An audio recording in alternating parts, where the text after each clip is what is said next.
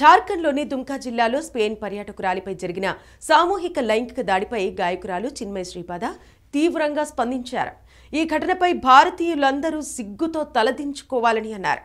భర్తతో కలిసి ప్రపంచ పర్యటన చేస్తున్న మహిళ దుమ్కా జిల్లాలోని హన్స్దిహా పోలీస్ స్టేషన్ పరిధిలో టెంటులో నిద్రిస్తుండగా కొందరు దుండగులు దాడి చేసి అఘాయిత్యానికి పాల్పడ్డారు. ఈ ఘటనపై దేశవ్యాప్తంగా విమర్శలు వెలువెత్తాయి. సామాజిక మాధ్యమం ట్విట్టర్ వేదికగా ఈ ఘటనపై స్పందించిన చిన్మయి, ఒలింపిక్స్ లో కొందరు భారతీయులు పతకాలు గెలిచినప్పుడు భారతీయులందరూ గర్వపడతారని, అలాగే స్పెయిన్ మహిళపై కొద్దిమంది చేసిన ఈ అఘాయిత్యానికి భారతీయులందరూ సిగ్గుపడాలని రాసుకొచ్చారు. అత్యాచార ఘటనపై నటుడు దుల్కర్ సల్మాన్, రీచా చెద్దా దిగ్భ్రాంతి వ్యక్తం చేశారు. నిందితులను చట్టం ముందు నిలబెట్టి బాధితురాలికి న్యాయం చేయాలని డిమాండ్ చేశారు. ఆ మాట వినగానే తన చెవులు పగిలిపోయాయన్న దుల్కర్, వారిద్దరూ ఇటీవలే కొట్టాయం సందర్శించారని, అక్కడ సన్నిహిత మిత్రులు భోజనాలు ఏర్పాటు చేశారని గుర్తు చేసుకున్నారు.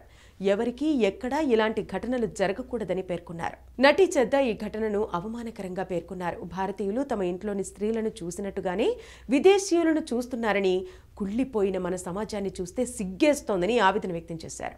కాగా అత్యాచార ఘటనతో ప్రమేయం ఉన్న 8 మందిని పోలీసులు అరెస్టు చేశారు.